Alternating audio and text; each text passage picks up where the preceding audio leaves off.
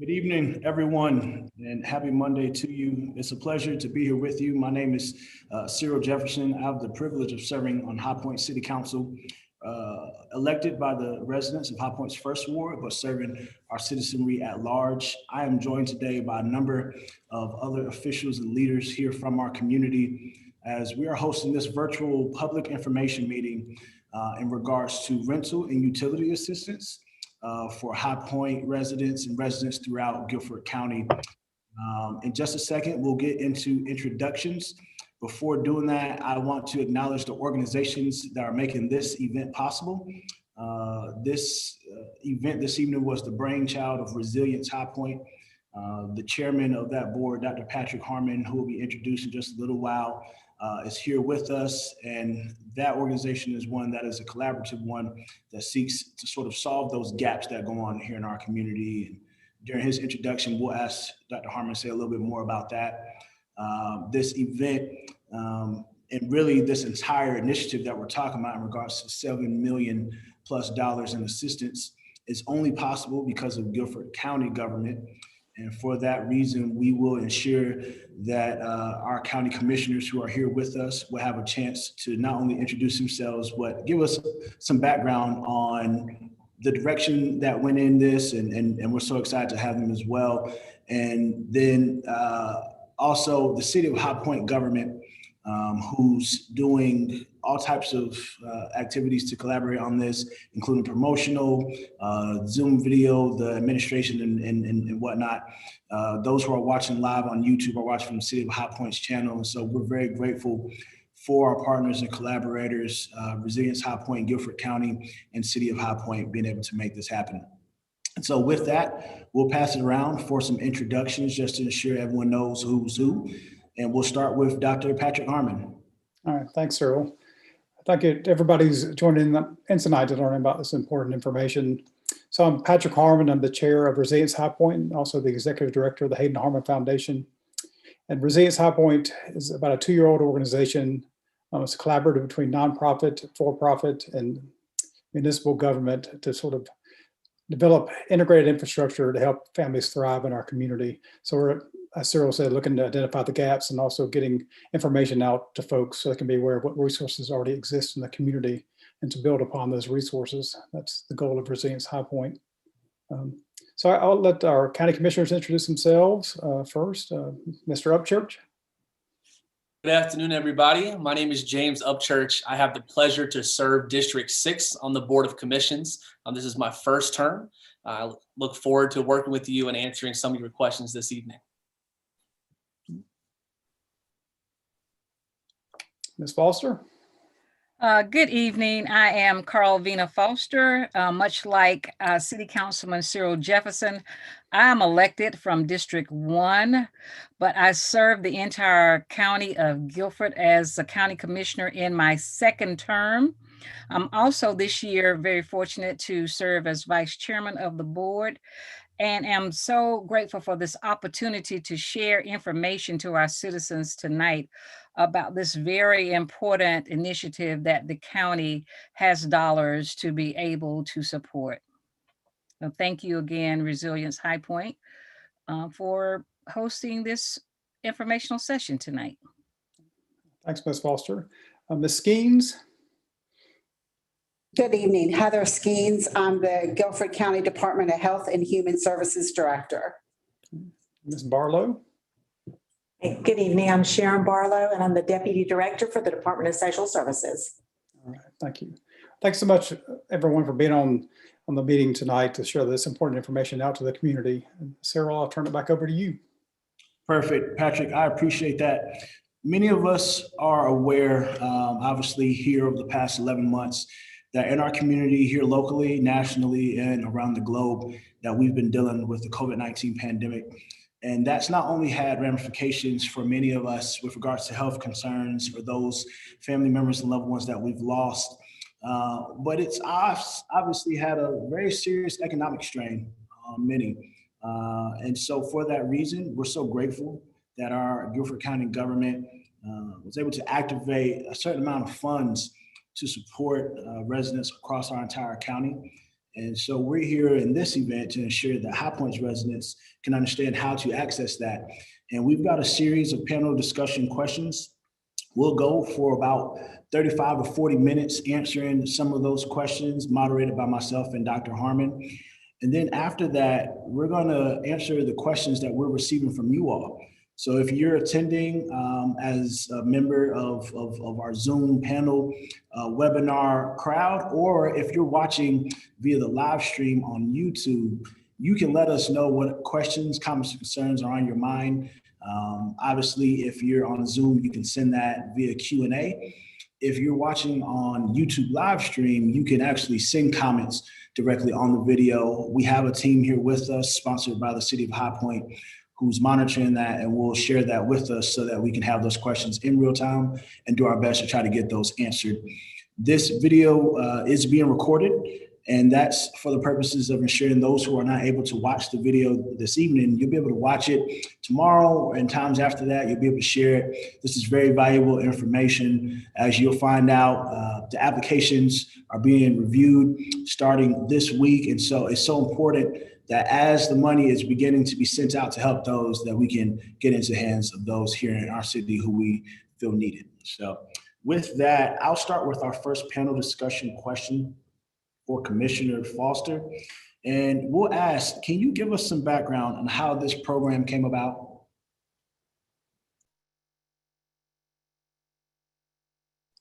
Commissioner Foster, I think you're on mute. I am muted. So last year, the county was very fortunate to be the recipient of about $92 million federal CARES dollars that helped us address a number of hardships that were created by COVID-19. We were able to address child care, food insecurity, homelessness, small businesses, and the arts, and a little bit of utility assistance. But the county has received very recently, in the last 2 weeks, over $7.25 million in U.S. Treasury funds, specifically for emergency rental and utilities assistance program. We saw in 2020 that there was a great need. You know, there was a moratorium on evictions, but the need has continued to grow. So these dollars will certainly address that need. The county also added about $747,000 to bring our program revenue up to about $8 million. This is countywide, but the city of Greensboro, based on their population size, received a direct allocation of almost $9 million for residents that live in the city limits of Greensboro. So our county program will cover all of those outside of the city of Greensboro, but still within the county limits. The county's program will cover the city of High Point, almost $8 million to cover rental and utilities assistance. And we'll also be helping other small cities as well as the unincorporated parts of the county. So in an effort to ensure that we are reaching our historically marginalized communities, the Department of Social Services working with local groups to identify communities who may not have access to the internet to apply and working to distribute paper applications. These funds, as you will hear in the explanations, will go directly to the landlord or to the utilities companies on the applicant's behalf. But because of the needs that we saw in 2020 moving into 2021, again, we are very fortunate to have received these dollars. It is targeted again for utilities and rental assistance for citizens across Guilford County, but more specifically to areas outside of Greensboro. There is a process. The applications did go live today online, starting at 9 a.m. And again, will be administered through the Department of Social Services. All right, thank you, Commissioner Foster. Commissioner Upchurch, can you tell us a little bit about the process behind having the county administer the program, then as opposed to contracting with a community organization to do some of this work? So when we put this program together, our number one goal was to get help to people as soon as possible. So after meeting with Heather and speaking with other commissioners, we decided that the fastest way to get people help was to go through DHHS. And so that's what we decided to do. And that process started today. All right, thank you. Commissioner Foster mentioned about the city of Greensboro getting a direct allocation, so that's why they have a different process. Yes, so the city of Greensboro got roughly $9 million, and here at the county, we got $7.2 million. In our most recent meeting, we approved an additional $800,000 to take that number to $8 million. And this past December, county commissioners also allocated up to $5 million towards rent and utility assistance before this recent allocation from the federal government. So if the need exceeds $8 million, we do have roughly $4.2 million in reserve we could kick into this program. So our funds in this program is specifically for those that live inside of Guilford County, but outside of Greensboro. Commissioner Upchurch, Commissioner Foster, thank you both. And to your point about Greensboro, you actually answered one of the questions we just received in the Q&A about how to the city of city of Greensboro residents apply for these funds as well. I want to ask a question to our directors here, Director Skeens with the Department of Health and Human Services and Deputy Director Barlow with the Department of Social Services. Do you all mind elaborating on how do you prepare to roll out the program? Are you hiring additional staff to help with that? What steps are being taken to ensure a smooth rollout? Absolutely. We at the Department of Social Services and Department of Health and Human Services complete eligibility applications every day in all of our eligibility programs. And so when we looked at this process, it really is an eligibility process that fits very easily within the current functions of the Department of Social Services. And so what we did was spend some time really looking at what the Treasury guidelines are for eligibility, determining how quickly we could process that eligibility. Also made a determination that based off of the city of Greensboro's previous CARES Act dollars that they received, approximately how many applications we might receive. We looked at additional staffing requirements to make sure that we were responding timely to our citizens. So we are in the process of hiring 7 additional staff in order to respond timely. And so what we did really was just look holistically at the guidelines, determined that they're fairly easy guidelines to administer, and made the decision that we could handle that in-house with additional staff to ensure that we had a smooth rollout. We also worked with our technology department to ensure that our website was up and manageable with both English and Spanish versions of the application. Completed testing to make sure that there would be no challenges for our consumers to be able to log on and start making those applications. And as Commissioner Foster indicated, we spent quite a bit of time last week working with our community partners in the community to try to reach our disadvantaged community to ensure that they had knowledge and the ability to apply timely. All right, thank you so much. This question has appeared a couple of times in the chat already, but that was our next question actually. So when do you expect to notify applicants of your decision? So once we receive the application, we expect to be in touch with folks within 7 to 10 business days. Once we have all of the documentation, and we can talk a little bit more about that, it should be a fairly quick process to be able to get those dollars to the landlord. So we expect to be in touch with people fairly quick after their application is submitted. If we're missing something, we'll contact them, let them know what we're missing, and make arrangements to get that documentation. Great, thank you.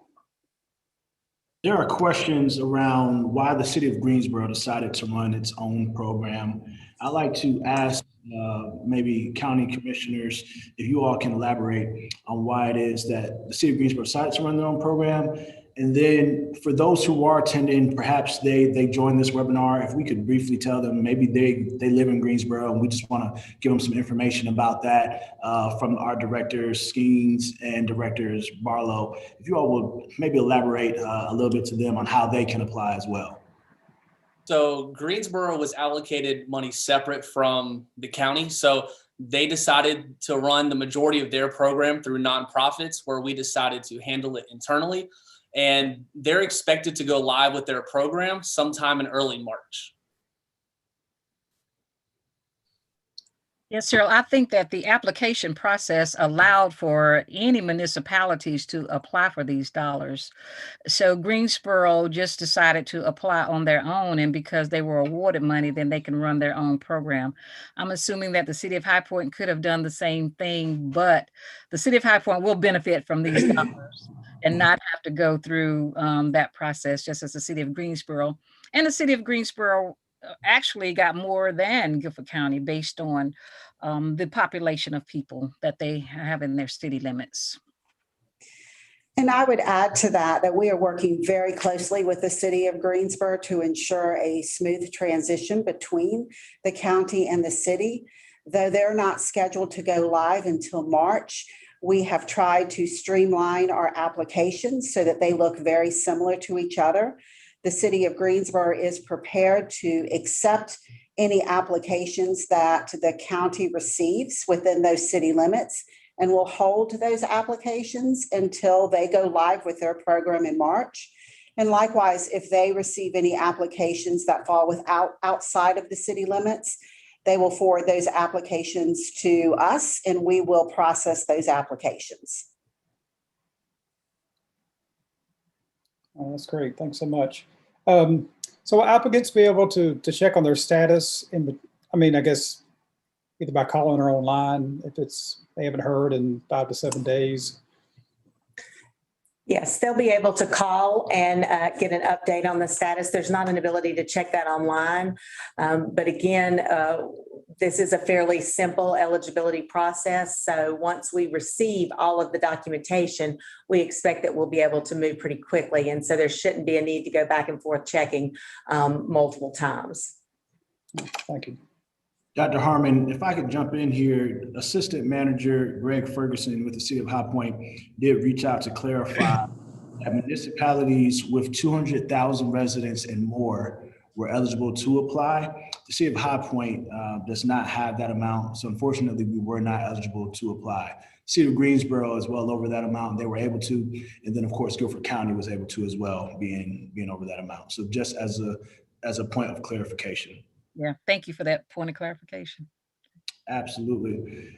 So there are folks just wanting to know a lot about the process for this. They're asking all types of questions. We're getting them in the Q&A, and they kind of go right in the vein of some of the questions prepared ahead of time.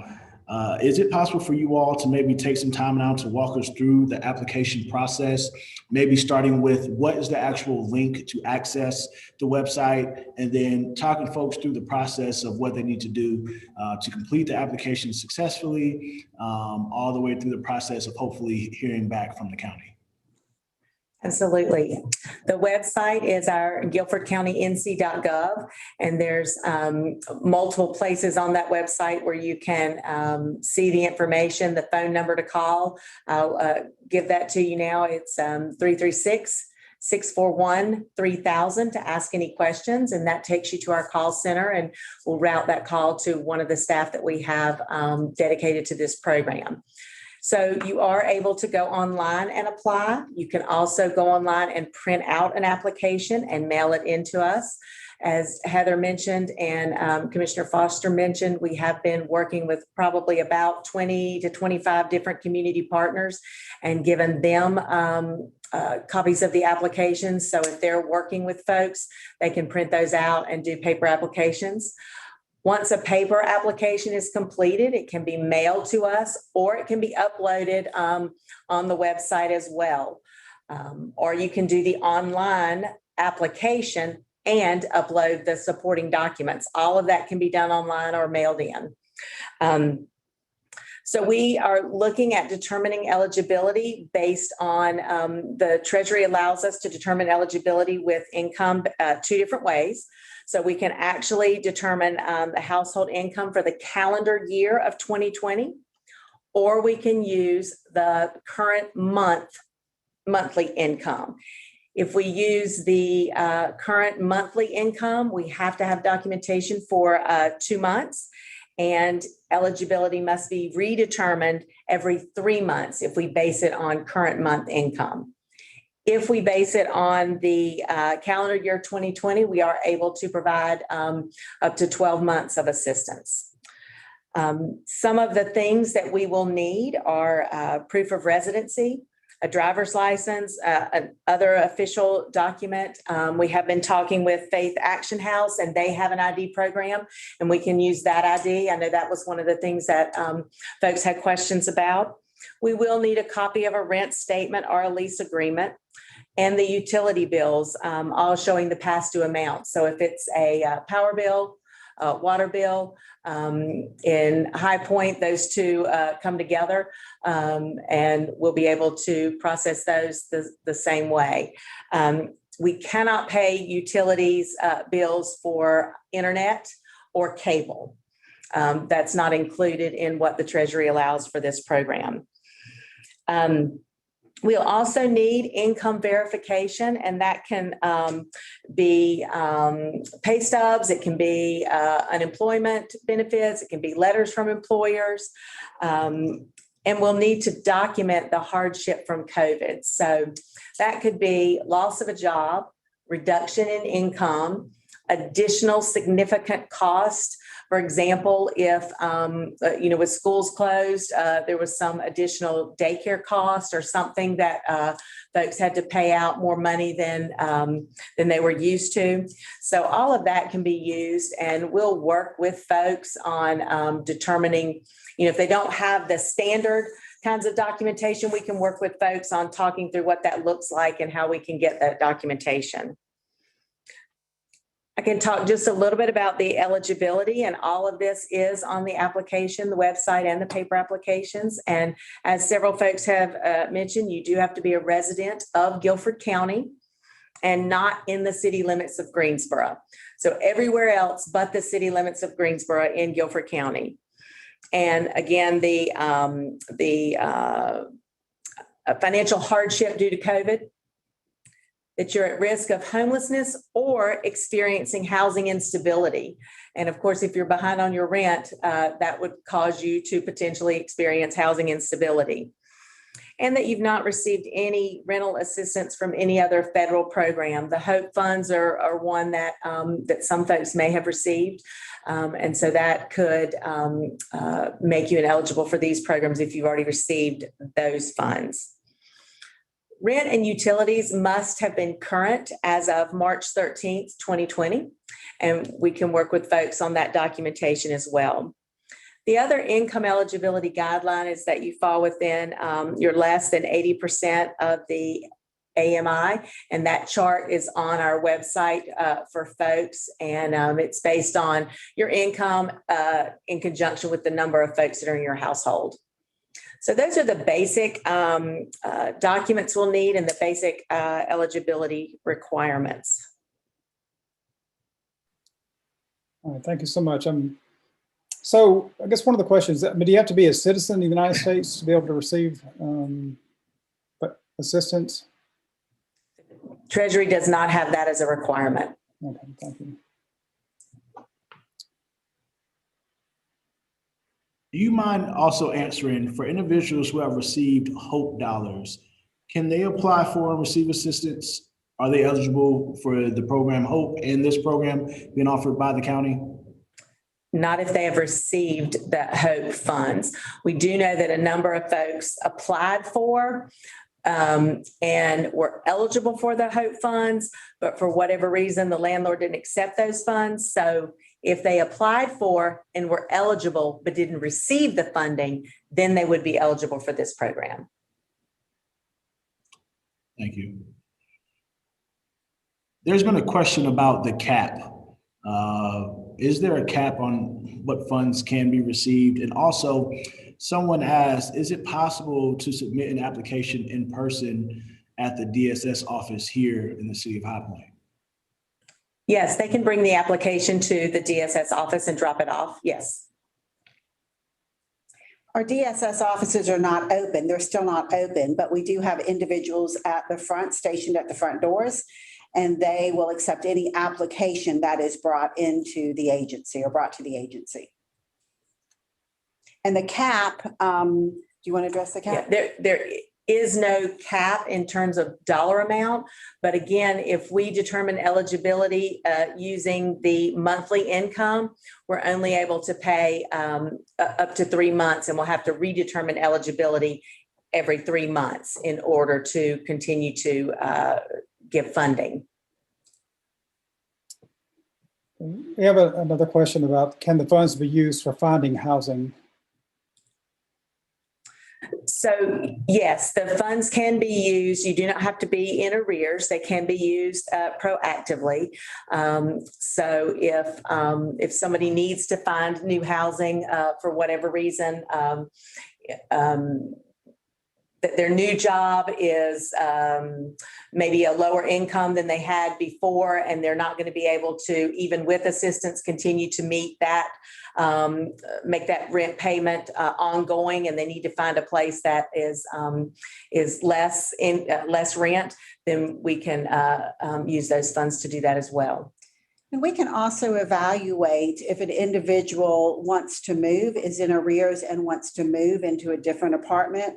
As opposed to paying their arrears, we can evaluate whether it's a better use of dollars to pay for the new place and pay 3 months ahead versus paying 6 months behind and the individual still moving. Thank you. This is one of the questions it's been asked a couple of times about, and I think this is to be determined by you guys, about if homeowners are going to be qualified at some point, or if there's going to be a different program set up for homeowners who are having difficulties. So currently, we do not have a program for mortgage assistance. It is still being evaluated as to whether or not the county will offer that program. We do have some concerns about the current COVID requirements for a mortgage, in that most mortgages, if you go through a regular bank, can be deferred or go into forbearance, which is not a negative impact to the individual who has a mortgage. Simply means adding your mortgage to the end of your mortgage payments. If we pay for mortgage assistance at this point, it is a taxable income. And so we do have some concerns about paying a substantial amount of dollars to an individual that then creates taxable income. So we're still evaluating that option, and we'll make further determinations based off additional guidance. What would be, in your opinion, the best way for nonprofit organizations who serve the populations who are in need of this assistance the most? What would be the best way for them to support the facilitation of this assistance, the facilitation of this funds into the hands of residents? Is it as simple as them just printing the documents and having them, or I'm sure it may be a wide scope of things they could do, but in your opinion, for many who are on this call who are executive directors, service providers in some way, they want to know, how can their nonprofit ensure that they're being helpful in this time? Absolutely. They can print the applications and have those available. Where we see folks struggle is sometimes gathering up all of the documentation and either getting it uploaded into the system, or getting all the copies together and mailing them or dropping them off at our offices. So I think that the two biggest things they can do is have the applications there, help folks fill those out if they have questions, or we're happy to help walk people through that as well.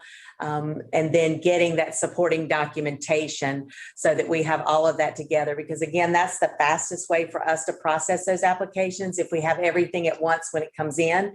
And if organizations have questions about documents, we can certainly talk with them, walk them through that. We've had a couple Zoom calls with a number of different community organizations kind of talking through the documents and how to best go about helping their folks gather those. So I had a couple of questions about if folks who have a Section 8 voucher and living in a rooming house, if they'd be eligible for rental assistance.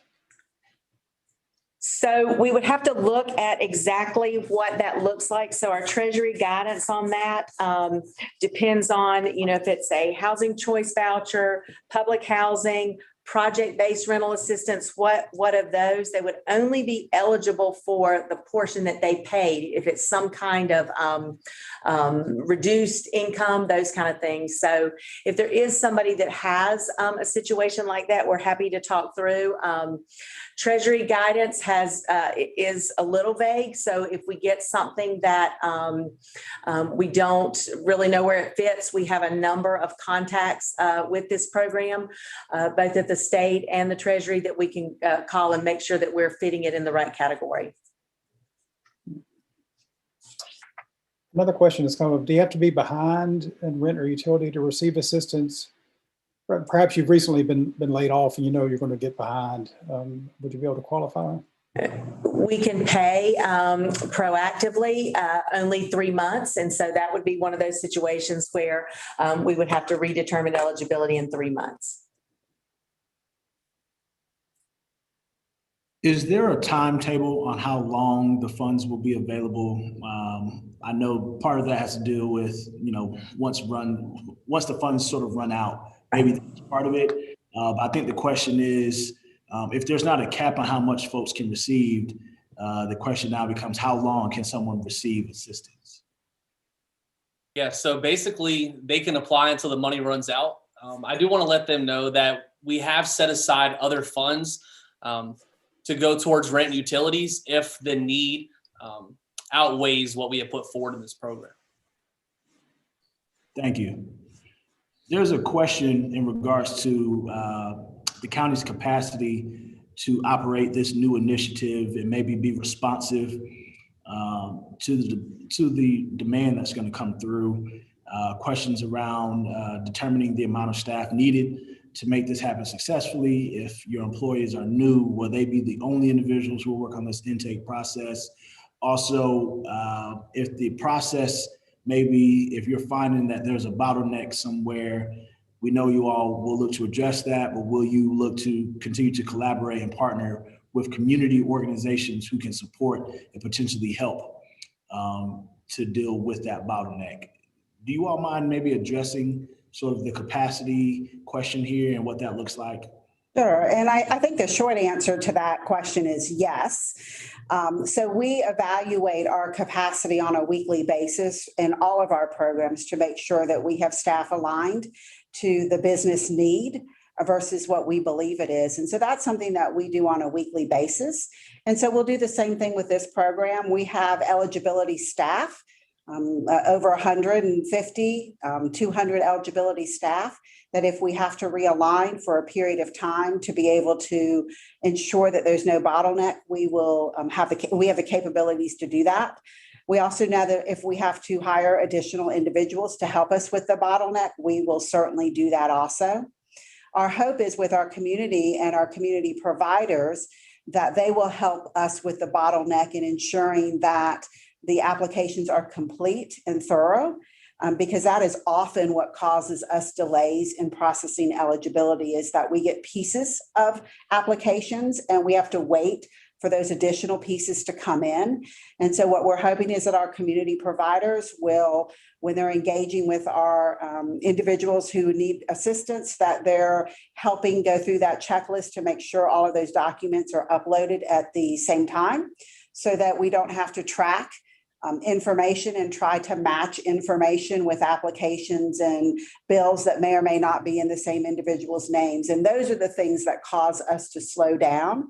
If it comes as a completed packet, it's a fairly simple eligibility process that we feel we'll be able to move through very quickly. But so again, the short answer is yes, we'll be doing that evaluation on a weekly basis. At this point, we've received less than about 100 applications today, which is surprising to us, but also good, because 100 is an easy capacity for us to manage over a couple of days. So we're hoping to see those increase over the next week as people begin to complete those applications and gather all that information. So you mentioned. I'm going to add that, our county staff has facilitated many of the programs that we had in 2020, and they were able to process applications in a very timely manner. When we looked at the child care program, that application process turnaround was about 3 days with all of the correct information. They also did the small business grants, which normally they turn those around in about 7 days. And also the nonprofit grants and the arts grants, all of those applications for that 92 million that we had in those programs were really processed fairly quickly. So I would anticipate that these will, with all of the completed information, will turn around fairly quickly as well, because we know the importance here of being able to help people get their utilities and rent paid. Thank you, Commissioner Foster. So I had a couple of questions about folks who received other help, like the Energy Assistance Program. And you guys mentioned that if you'd received HOPE dollars before, you're not eligible, but are there any other programs, if you've received assistance, that makes you ineligible for this funding, or is it just the HOPE funds? It's any federal funded dollars for housing. We just can't be duplicative in those payments. So they may have received additional assistance that may not count to this. So again, if they have questions, we would say apply and let us look at it and see how you received it and if it will work. I think another example of that duplicity is if they receive energy dollars from our agency. So either through our low energy assistance program or our crisis intervention program, otherwise known as SIP and LEAP. If they receive dollars through those programs, then we can't then also pay utility assistance for the same program. We've already assisted them in paying those bills. And so the Treasury really wants to ensure that these dollars are used for new instances and not things that have already been paid for. I'd like to ask a question in regards to if someone does not have a social security number or a W-9 that they can provide, does that inhibit them from being able to complete the application and get it processed? And also for people who live in hotels, are they entitled to this funding? The funding is defined for their primary residence. And so if that's a long-term arrangement, I think we can look at that. That's probably not sustainable ongoing for a long time. So we may want to look at what other housing options are available that we can help with. The applicant does not have to have a social security number, but in order for us to pay the landlord, we do have to have a W-9. And I would add, if there are landlords who are not willing to participate in the program, the Treasury guidance does allow us to pay the tenant directly. That tenant would have to have a W-9. Anytime the county pays for a service provider, we have to have a W-9. Fairly simple to get, and we can help walk that individual through the process to get a W-9.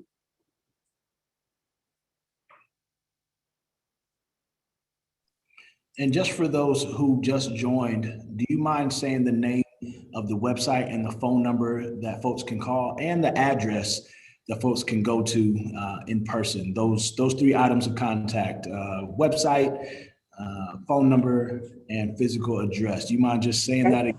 Sure. So the physical address in Greensboro is 1203 Maple Street. And the physical address in High Point is 325 East Russell Street, there in High Point. The website is guilfordcountync.gov. And the phone number is 336-641-3000. And the P.O. Box is 3388. P.O. Box 3388, Greensboro. And that can be mailed here as well.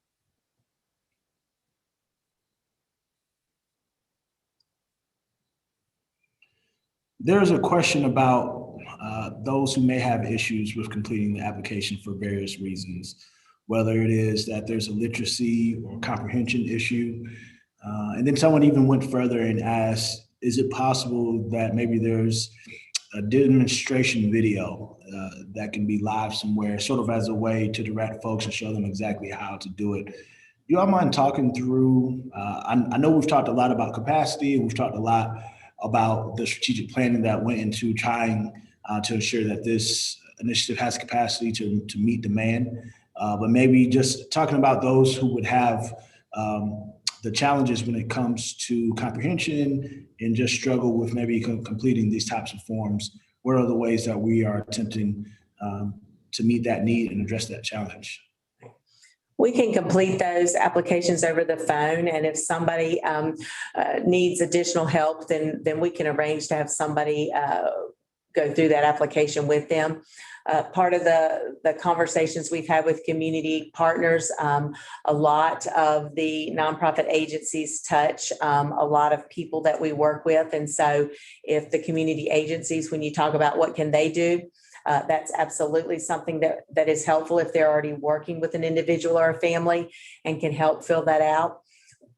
We've talked with a number of agencies that work with our non-English speaking communities in helping folks with multiple languages. We also have the availability to use our language line that has hundreds of languages that we can get in touch with and talk through an application over the phone with an individual or in person. So there's multiple ways that we can help folks do that. And we don't want that to be a barrier for someone receiving assistance.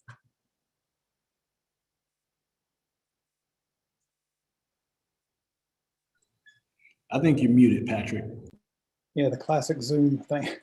So I've had this question a couple of times about if you can apply for both rental assistance and utility assistance.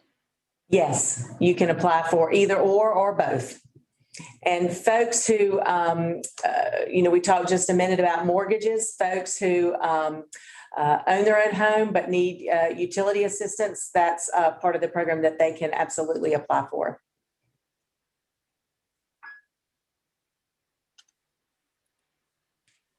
Got a couple questions about college students, if they're eligible to apply.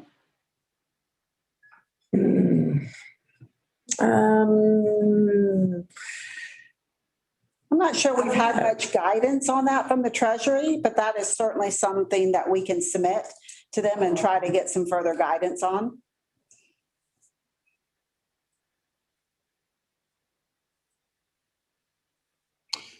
There's a question from someone who says that their household income generally is above that threshold to be eligible for assistance. However, in light of recent events, they've had to take on extended family members who needed the housing and shelter.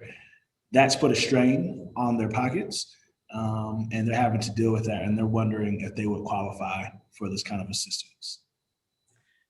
Sure. If that's one of the reasons the Treasury allows us to calculate it two different ways. So if there was a significant drop towards the middle of the year where prior to like maybe June or July, something happened, everything was fairly good with income up until that point, and then their income dropped pretty significantly. So if we had to look at 2020 as a whole, they may not meet the income guidelines, but we can look at just the most recent 2 months.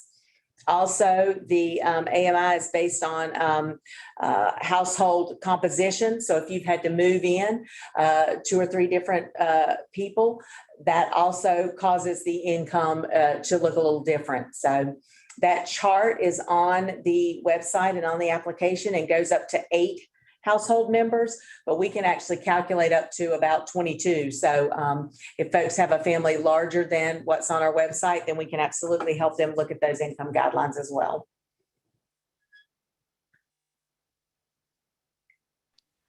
I guess one logistical question: if you can upload multiple documents on the application, you got a scan of your driver's license, you got a scan of the lease and that sort of thing. Right. You can upload, you can take a picture of it with your phone and upload it. But yes, you can upload multiple documents on that site. And we've been using the upload feature for quite some time now, and people have been able to upload pretty large documents on there. So you can upload as many documents as you need to, and they can scan it, take a picture of it, whatever's easiest, or again, just drop it off here or mail it in.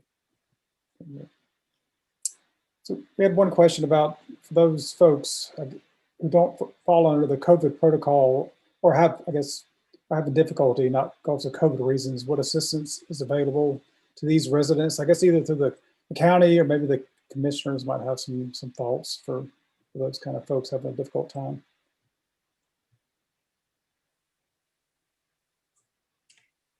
Well, our Treasury guidance says specifically that it has to be a COVID-related incident. So that could be lots of things, and we can have a discussion with an individual about what that looks like for them personally, but it does have to be a COVID-related incident or issue that has caused the lack of ability to pay their rent or utilities.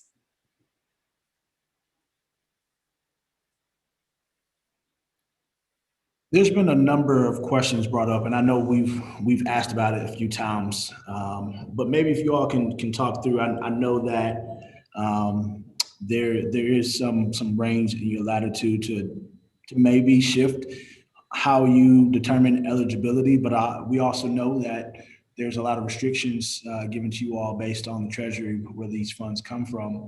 I think there's a lot of people frustrated saying that they've gotten assistance from these programs that you mentioned. Hey, if you got assistance from this program, you can get it from ours. But they're saying that they're still in need of help. Do you all foresee any wiggle room or any opportunity for them to be eligible for these funds in some way? I mean, perhaps there's some exceptions, and if not, that's, please allow us to know that. So we are continuing conversations with the Treasury. I'm not sure that there will be any loosening of the restrictions of if you've already received federal funds that we can then pay this. But again, we're certainly happy to talk to anybody and see if what they've received would make them ineligible or not. We continue to talk to Treasury and have conversations with our North Carolina partners as well. And we want to make it as easy as possible, but recognizing that we do have to follow the funding guidelines put out for us. So. And I think there might be some confusion because the HOPE funds did run out at some point. Meaning that they were no longer approving applications. And so if an individual received HOPE funds maybe from March, April, and May, but were not eligible or were not able to receive additional funds, then they should still complete an application and send it to us, and we can look at what has happened after May to determine whether or not we can help them with that gap in service. So we can't go back and pay March, April, and May if they already received HOPE Act funds. But we might be able to look at from that point forward to determine whether or not there is some additional assistance.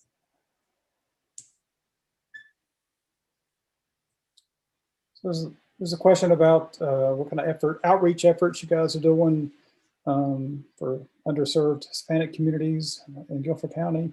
You mentioned that briefly before, but I think it's with local community organizations, but any other kind of things you guys are doing to try to reach out to as many folks as possible who might not be hearing about this information. So one of the requirements is to do exactly that, reach out to our underserved populations. And that was one of the reasons we reached out to the nonprofits and community organizations that we did. Some of the groups that we want to target are our seniors, our older folks, minority, non-English speaking, and folks who are in living in poverty, and want to make sure that we touch on all of those special populations. So those are the community organizations that we've spent some time with. And so if there is a group that's on the call and serves one of those populations, we'll be happy to talk with them and see if there's either a time that we can meet with them and give them the application so that they can provide those, or if they need more assistance in getting their community served, we can look at how we do that as well. Thank you. Got a couple of questions. I know you answered this a few minutes ago, but just as a point of clarity, if somebody has received the emergency energy assistance funds, they are eligible for this assistance. Is that correct? If an individual has received either LEAP or CAP, or low energy assistance funds, or crisis intervention funds, then what we would look at is what amount of dollars did we cover when we made that payment through those federal funds, and then look at what else you owe, because we certainly know that there is a crisis for utility payments in Guilford County right now. And we know that our energy funds don't always pay the entire amount of dollars that are owed because there are caps on those funds. So we would look at what we paid, what was authorized, and then where they currently are and what additional dollars they may need in order to address that situation. And that doesn't preclude them from applying for the rental assistance, or does it?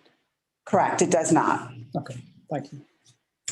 So, Patrick, let me just give you a little bit of an overview of the community folks we've talked to. And then again, if there are groups on here that want to have a conversation, I can give you my email address and they can reach out. But African Service Coalition, World Relief, Church World Services, Center for New North Carolinians, Change Often, Oakwood Forest Community, Faith House International, Southwest Renewal Group in High Point, Greensboro Neighborhood Development, UNCG Housing and Community Studies, YMCA High Point, Greensboro Immigrant and Refugee Program, WRLP, City of Greensboro, of course, Resilience High Point, United Way of Greater Greensboro, and NC Pro. So if there's any other community organizations that want to have a conversation, we absolutely can. Well, thank you. That was a couple of questions people just had that you just answered. So thanks so much for that. And Patrick, if you don't mind, I'd love to say for those who are attending or who live stream and perhaps you're a nonprofit who wouldn't mind assisting, Heather and Sharon, would it be all right if maybe they let us know here and then we can announce those organizations as we sort of get them to come in? Would that be all right? Sure. So for those who are watching, maybe you're an executive director or a program manager or case manager, service provider in some way for an organization, and your nonprofit is willing to help the county and help our community at large with facilitating this assistance and helping to ensure applications can get filled out and that we can get money to the hands of those who need it. Please let us know. You can let us know in the Q&A just by maybe naming the name of your nonprofit, saying that you're willing to help, or you can say it again in those comments and chats, and we'll get those in so that way we can make sure everyone's aware of all the organizations that are there and here to help. Yeah, the YWCA Latino Family Center has entered in the chat. The Macedonia Family Resource Center and DUP is also willing to help. So those are three organizations I don't believe haven't been mentioned yet. And WRLP, their executive director, Bernita Sims, did reach out prior to this event to say that their organization is here to provide support as well. I know that Ms. Latasha Lovett has been active in the Q&A, so perhaps she can state a few things here for folks who just want some information. Yeah, and I would say United Way of Greater High Point as well. I think you said Greensboro, but I think United Way of High Point would be a good partner agency. I do want to say Resilience High Point is having discussions with the YWCA family Latino center about having a similar session like this in Spanish. So stay tuned for those details. There are a number of questions around college, college students, college of that nature. And some of it I feel like we've answered indirectly and maybe directly as well, but maybe just to reiterate, for those who received assistance from a college maybe to help with this sort of thing, does this preempt them from getting help? Also, can college students apply who perhaps they're not able to live on campus and they have their own apartment? Can college students apply and be eligible for this assistance? We'll have to get a little more direction from Treasury on that. I would certainly think if they're living on their own in off-campus housing situation. I know a number of colleges have student assistance funds, but those I don't believe are federal funds. So I think we could have that conversation. I'll reach out to our contact and see if I can clarify a little more around that and what would preclude somebody from being eligible for this, and then get that back out to you. Thank you so much. I want to say Faith Health NC, Ms. Leach has put that organization down as one who's willing to partner and help with the facilitation of this program. Faith Health and Ms. Leach. Faith Health.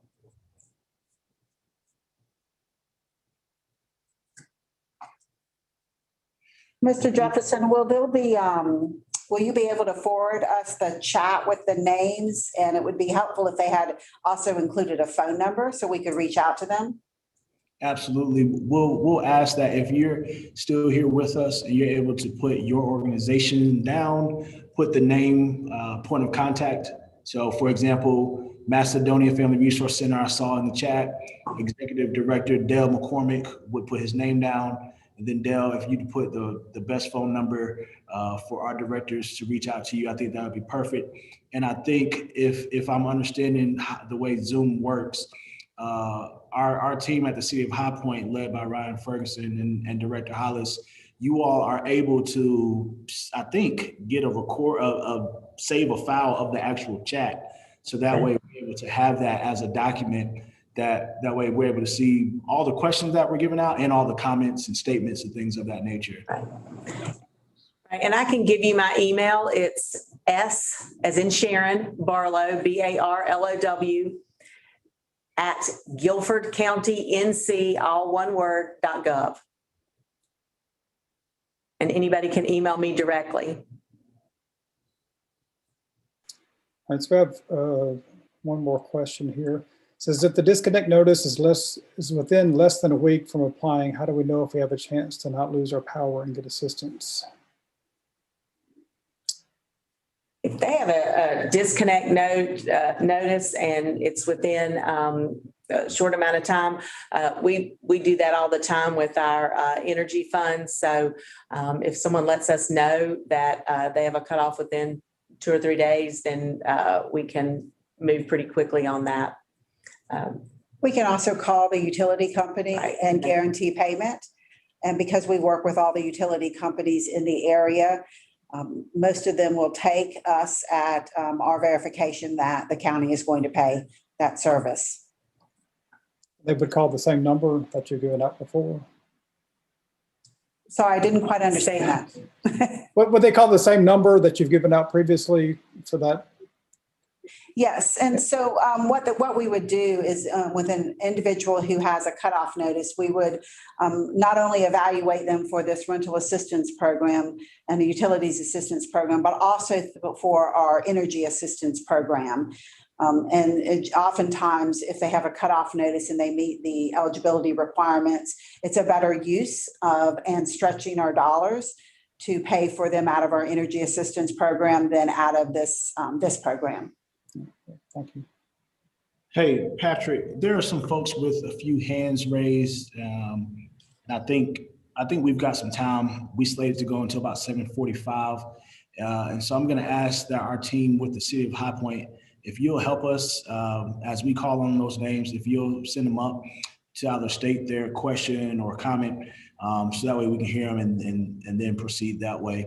First, let's go with Dale McCormick.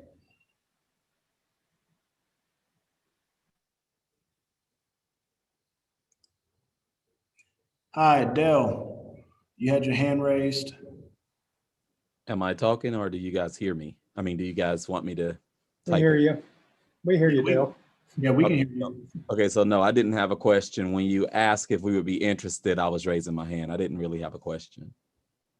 Okay, awesome. Shameless plug for Macedonia Family Resource Center. Why not? Thanks. Absolutely. Let's see. We also have, I believe, Kim McNeil. Do you all mind allowing Miss McNeil?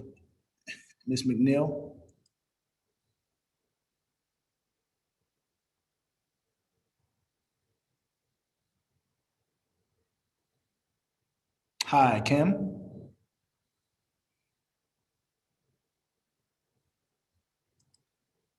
Okay. Let's go with Mr. Kevin Mills. For those who have their hands raised and you want to say something, please allow us to know, and we'll bring you all to the front, and then we'll send you back after that. Mr. Mills, yes, sir. Yes, good evening, everyone. Thank you guys so much for what you're doing for the city of High Point. Basically, what I need, if we can repeat the email address for contact, because I will need to put together a presentation and submit it to our executive directors and our board members on how we can get on board as well. Okay.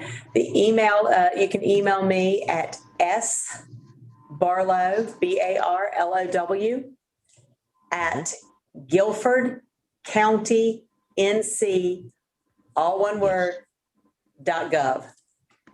Oh, okay. You broke up on me there. It froze up for about 3 seconds. Okay. sbarlow, BARLOW, at Guilford County NC, .gov.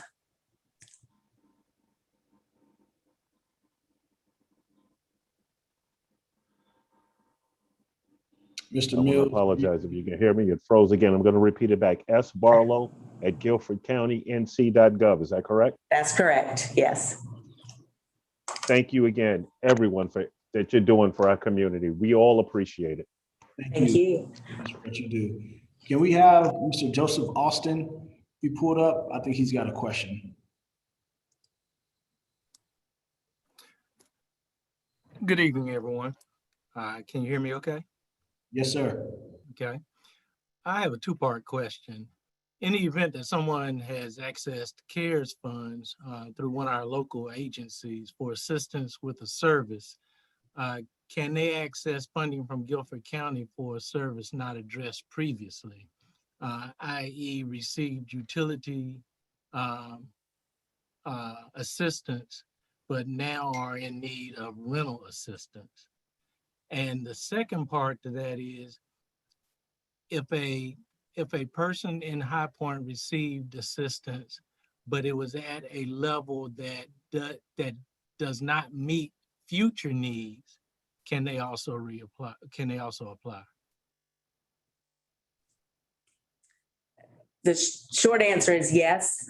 And depending on what the funding was for, we can look at that. But if they had received utility assistance and no rental assistance, yes, they can do that. And again, as Ms. Skeens talked about, depending on what months they received for, we may be able to look going forward at their ongoing needs. Thank you.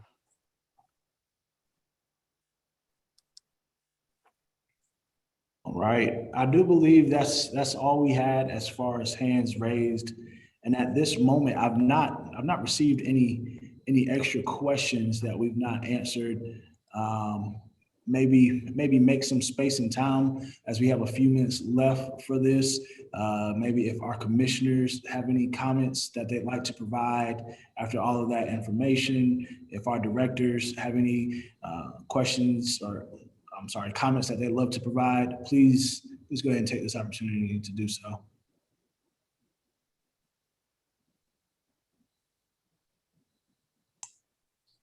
Commissioner Foster? Well, yes. What I would say is, please apply. The dollars are there to help the community and those in need. If you heard, staff is ready to accept those applications and process. Just make sure that you are providing the requested information. If you have questions, reach out to get your questions answered.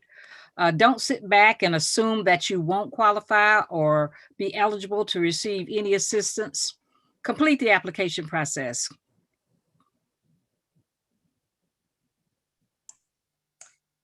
And I don't think I could have said it better than what Commissioner Foster just said, other than to add that we certainly have appreciated the support from our county commissioners and from City of Greensboro and the City of High Point in helping us bring this much needed service to our community. And as Commissioner Foster indicated, we are here and ready to take those applications and to help assist in any other way we can for those individuals experiencing hardship related to COVID.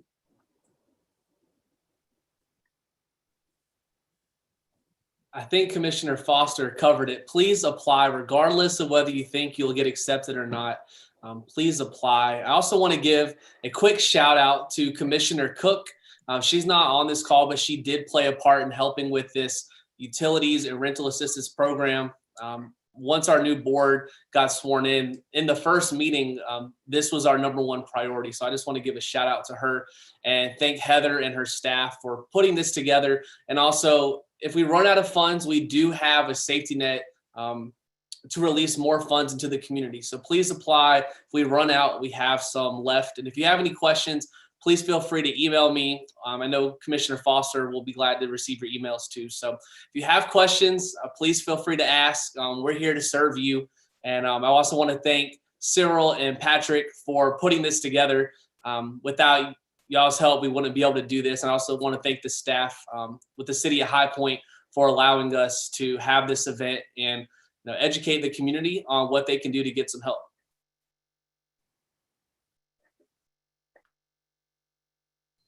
James, thank you for that. And Carvina, thank you. And directors, Skeens and Barlow, thank you both as well. I want to echo my appreciation for everyone who's been involved in this process and for those who have attended today's call. And perhaps you are in need of the assistance, but you attended on behalf of someone else, or maybe your organization is looking to help others. We appreciate you for what you do.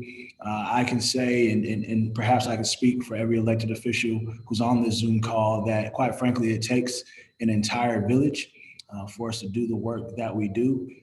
Those who are our nonprofit organizations, our faith communities, our institutions for higher learning, our schools, many of those who are on the front lines every day in healthcare.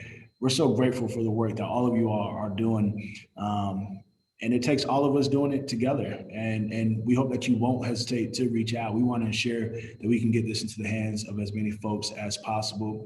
I do want to recognize that Resilience High Point, being the organization that it is, attempts to ensure that all needs and all gaps are being identified and hopefully addressed in the best way possible. And for that reason, Resilience High Point is the sponsor of highpointresources.org. That is a website that populates itself with a number of items pertaining to events, to initiatives, to information that's valuable for our community. That website has been very active during this pandemic and will continue to be active even following the pandemic. I will say, for those who are interested in learning not only about this initiative but about other initiatives, we ask you to go to that website and subscribe and be able to get information from there as well. I know we've got a few more Q&As coming in. Where do I go on the website to apply? It's somewhat confusing. Heather or Sharon, do either of you have a comment about that? It's, of course, the website is the guilfordcountync.gov, and there's a banner, a large banner at the top that has the rental, emergency rental and utility assistance, and has the phone number, and all you have to do is click learn more, and it takes you to the page to apply. If anyone has trouble with it, they can certainly reach out to us, and we can walk them through that. I think it should be fairly easy to see it there at the top banner. There's 2 or 3 different programs that scroll through. So if they see the other programs, there's the arrows, just click until it scrolls around to the rental and utilities assistance, and just click on learn more, and it'll take you right to that page. And again, go ahead. When you first click on the website, the first tile or banner that shows up is the coronavirus response. The second tile is a blue tile that says Guilford Cares, and it says utility and rental assistance. And if they click on that, it will take them to the process.